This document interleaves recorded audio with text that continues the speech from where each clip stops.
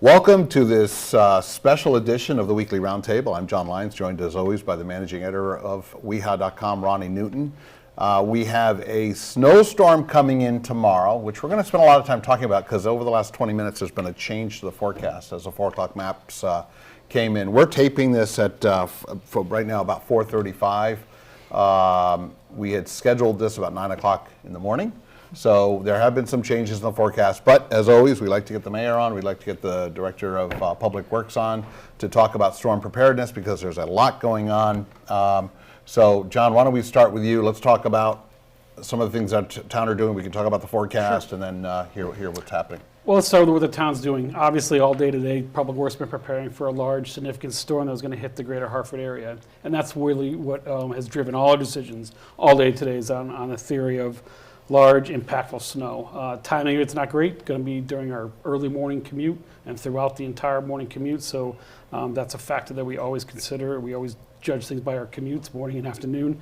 So we made some pretty hard decisions, and some of the decisions take a lot of logistics. For instance, we're not going to collect waste tomorrow. Waste and recycling is going to get delayed by one day. That's a regional decision in the sense that other towns need to have that discussion, and we also then make sure that Covanta, where we bring our trash, will be open on Saturdays. Sometimes they won't extend the hours on Saturday, so we're forced to collect the waste even on a snow day. But this week, with today's planning, we're able to get that delayed, and so trash will be delayed by one day. So how does, just curious about the process of that work, so I won't spend too much time on it, but do the towns initiate the conversation or does Paynes initiate the conversation? The haulers do. The haulers probably get together and initiate it, and then we talk to our hauler, which in this case is Paynes. And so, and sure enough, we heard several towns around us were delaying their trash collection for tomorrow's type storm. But that decision does need to get made earlier because there's a lot of logistics, getting the word out, getting the residents to know not to put their cart out, because if the cart goes out during a major snow event, it's tough to plow around carts. Carts will get tipped over, carts will get hit, broken, et cetera. It's just an obstruction we don't need during a major snow event that we are planning for all day today. Other things, the parking ban, same thing, with a pre-dawn snow start and a morning commute that we're driving towards. I decided to put the parking ban on tonight so that people didn't get comfortable at home, park their car, and then have to get up at a crazy hour overnight to move their car because the parking ban starts at, for instance, 3 a.m. before the snow would come in. So I started at 8 o'clock tonight, which I think is a fair. It also gives our police force time to go out before the weather hits to do their job, and they like to try to make contact with residents first, and then progressively go up as far as what kind of enforcement they need, whether it be just a ticket or actually get a ticket in tow. And unfortunately, some of our arterial roads where we have plowing with our wing plows and stuff, it's very necessary that the cars actually do get removed. A ticket's not enough, so we do have to tow those cars on some of our major arterials where the trucks have a plow on their side as well, and they need that space to go down and get that street open. Right. Especially when you're talking heavy accumulation, you need to open the road up. So let's talk. I just want to say, I know there is one exception to the 8 o'clock parking ban because there's an event at Playhouse on Park tonight, and they sent out an email to anybody who was registered to attend that anyone going to the Playhouse on Park Friends of Feeney 100th anniversary podcast recording can park on those side streets along Park Road. So where we start enforcement in our communication with the PD is our residential areas where cars are going to be parked for the night. That's the first focus. Our business districts, like the event that's happening at Parker Playhouse, by all accounts, and I spoke with Park Road this afternoon, they think their event will be over well before 10 o'clock and those cars will disperse. So those aren't the concerns of our plow drivers. It's those cars that that are there for the night and probably going to be there throughout the day tomorrow. We need those cars really moved. So Park Road, West Hartford Center, we don't have much parking on Street in Bishop's Corner or the Elmwood area, but in those areas there, we know that the night will end and those businesses will close, those cars will go away. It's those residential homes where cars park and they're there for the evening. So what having used to having lived in the eastern part of town on Concord Street, where there is always parking along the street for the apartment buildings, 15 or 13, whatever it is, and 9. What's your recommendation to the folks that have those cars? Can they park in town lots? Can they park in school lots? What's your recommendation? Well, Public Works recommendation is always use a town lot, whether it be a park, whether it be a school, and anticipating schools going to be closed. And again, it's just an anticipation. We're not closing schools by that parking ban. If something were to happen to the storm and it goes away, it's a dud, right? Good for everybody. We could always release the parking ban and then ask those cars to get out of that parking lot. So we're not worried about making those assumptions in advance. But typically with a storm that we're we're talking about.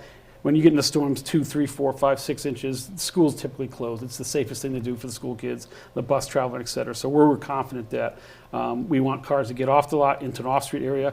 Obviously, we have parking garages in the center of town. We have other off-street lots. Fees still apply because that runs on an operating budget, enterprise, Right. And we have to hire contractors and extra support staff for those types of pieces. So the fees still apply there. But quite frankly, if you can pay to park for overnight and have no snow in your car the next morning, Yes. I think it's a pretty good value. Worth the I think it's a really good value. worth the If you're not $18 used or to a so. garage otherwise, it's a pretty good value Right. maybe to use one of our garages and pay to park and be safe, and then tomorrow morning you can go about your business with no snow in your car, kind of protected there. So Right. we do encourage cars just to get off, find something, a neighbor, a friend, because it is really important.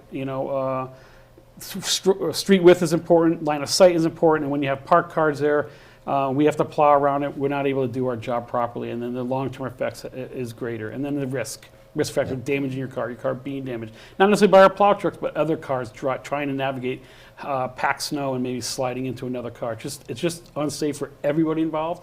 And so we just really encourage to avoid the ticket, avoid the tow, and help us help you get the roads clear as fast as possible. Now we have, what is it, 260 miles of roads in town? 218. Yes. 218, Yep, okay, 218 Yep. miles of road in the town. So how many folks work in the trucks? How many trucks we have on the road? When will you start working the Yep. snow, and how? So those plans have already been laid out because our end of work days already happened. So we all the crews left with their work plan in place. We're going to come back to work at 4 a.m. We think it's a fair start time for what we see the snow tracking into our region. It may be snow in the air, but nothing will be accumulating yet. It'll build up after 4 a.m. afterward, and the trucks will get out and start pre-treating the route and start addressing their routes. Again, if the forecast stays true to what they think, the snow will accumulate fast. Crews will be in place and start addressing it. And again, our focus will be the morning commute of what will be remaining of the morning commute. I think the morning commute will be very light because a lot of businesses locally have closed for the day, or at least closed for the morning. So the morning commute overall, I think, should be less, but that will still be our focus to make sure the morning commute is safe. Our first responders can get where they need to be in case a call comes up, and then we focus on our residential neighborhoods once those two key pieces are addressed first. Okay, all right. I'm going to pivot to Mayor Cantor. One of the things I always worry about, now, I'm going to introduce this question by talking a little bit about how the forecast has changed. So about 4 hours ago, it was looking like the storm was going to take what we like to call the Goldilocks track just south of Long Island, which is, I cannot tell you how many February storms I remember. It always seems to happen in February. And that was going to give us, with its strong counterclockwise rotation, it was going to give us probably some mixing, or at least a wet, heavy, very fast accumulating snow. The good news is the 4 o'clock maps are showing a slight jog to the south, which I think is key. It's going to dry the snow out a little bit. So I think it maybe takes mixing off the table. It's going to dry the snow out, which means it's a little bit easier to shovel. But one of the things I always worry about, and I think hearing it from you is really, really important, is safety. If you're older, if you're a little bit out of shape, if you have elderly neighbors, talk to us a little bit about what citizens can do for their neighbors and for each other. So yeah, shoveling wet snow is the worst, but shoveling snow is does put a stress on your body. So if you don't have a snow blower, and snow blowers have their own risks, so you have to be very, very careful. But if you're shoveling, it is something you need to plan ahead for. If school is out, there are going to be kids in the neighborhood that might really be interested in helping a neighbor. We also have, there are Boy Scouts, and if you know of a Boy Scout, or if you really need some help, please call me or call the town manager's office, and we can try to find somebody to help you through either the Boy Scouts or something. But it's really important that you shovel the sidewalk, not just your driveway space, but that's a town ordinance. If you don't clear the sidewalk away within 24 hours, you are going to get a ticket. And I know a lot of people travel this time of year, and President's Day is coming on Monday, and I know people that have taken time off. So being away does not excuse that, and you really need to do that for people, and that's a safety component for our whole community. And we have people that need to walk for a variety of reasons, and whether it's religious or economic, or they, whatever, they don't have a car, they need to walk, or just for exercise. It's really important that people do that. So One of the things I love about my street is the snow blowers on the street all kind of have a contest. Yeah. Who can get to the sidewalk first? And they go from one end to the other, and they clear everyone's sidewalks. And if you're just walking with your snow blower, it's really not hard to do somebody else's sidewalk too. Well, my son moved from Boston about 4 months ago, and he bought the house, and they left a snowblower, and he was so excited. First time that he's owned a snowblower. And he goes to start it, doesn't work, goes to start, doesn't work, doesn't work, doesn't work. And finally a neighbor came over to help because it's really important. So, it's a good time to, I do think a lot of offices will be closed. Businesses, people, it's a good day to take your time, have some coffee, help your neighbor, and build some community. And so. Now, this might be a more town manager question, but I'll take a stab at what do you use for criteria whether to shut down town offices? Good question. So that is a good question. That is the town manager's call, not my call. Yep. I, being president of the council, did make a call that we are going to have a remote meeting tomorrow. I just thought again, this was a call we had to notice, we have to provide the proper documentation, we have to change our agenda for FOI, so we need to make a decision at a certain time. At the point we made it, we were expecting 12 to 14 inches or more of snow. So we are going to have a remote meeting, a virtual meeting. That's the Tuesday night town Tuesday council night meeting, town council. 7:30 p.m. That's right. So that's my turf. Other departments, that's really the town managers. I think generally speaking, the town hall remains open. There are offices that need to function regardless of the weather out there. Obviously, Public Works is working, and calls can still come into the town hall building even though our offices are annexed. Certainly, I know the town manager, even Rick or even previous town managers, always came to work because I'll take a line from Barry Feldman, the former town manager. He had his philosophy where the town hall never closed because we're government. Okay. And I think that still carries on a little bit. Obviously, we revolve a little bit and a little bit more sensitive to people's commute, our employee staff and their safety. But there are certain offices that just don't have that hardened choice. You can just shut down and go remote. You need to have a presence. Will they have foot traffic coming in? Probably not. But still, phone calls we made, phones need to be answered, and I think there's those kinds of things can be disconnected if you try to do that from home. Access to files that you may or not need from an important phone call that comes in from people that need government services. So I think that's the general way of thinking. I think Rick follows that. Certainly in my 27 years of town, I've never heard of the town closing hard, even some of our biggest storms. Yeah. I don't think we've ever really closed a town hall. We've always made sure. Escorted to town hall. We've made sure the town hall and the right departments of the town hall were accessible and doing the town's good work. Mm-hmm. Gotcha. Okay. All right. So really, just to cover the forecast again, and by the way, I've got to tell folks that are watching, Jen Evans, who runs the TV studio here, did a wonderful job and really went the extra mile in allowing us into the studio. We've got one producer today, and that's Dave. Thank you, Dave, for doing what you're doing. But because we've got one producer, we don't have any audio visual. I wanted to put maps and things like that, but we decided not to do that. But please pay really close attention to your local weather outlets. This forecast is very fluid, much more fluid than I'm accustomed to. So is there a chance that it will bump back up to, a foot of snow forecast? Right now you're saying what, 6 inches Yeah, or they're so, saying the maps that came out at 4 p.m. are saying 4 to 8. The maps that came out at noon or 8 a.m., whatever it was, were saying 10 to 12, and I was thinking higher. I was thinking 12 to 15 when we spoke earlier today. So, so just please pay close attention to your local outlets, stay on top of it. Number 2, please help a neighbor, help a friend. Another suggestion, Shari, to your point is go on Neighbors and Friends. We've got 30,000 residents or 25,000 residents in the town who remembers that page, and just search Snowplow Company. They're out there. I found one recently, 6 or 8 weeks ago, whenever it was. They're out there. They still can accommodate a couple of extra jobs, but the biggest thing is, put your personal safety first. Right. And still respect a 6-inch snowstorm. 6 inches is still a good drop of snow on us. Right. Schools would still be canceled. Yeah, earlier in January we got 9 inches of snow. We remember that, right? So it's still a pretty good drop of snow on us. It's still, and again, timing's terrible. Timing's going to come in between 6 a.m., 10 a.m.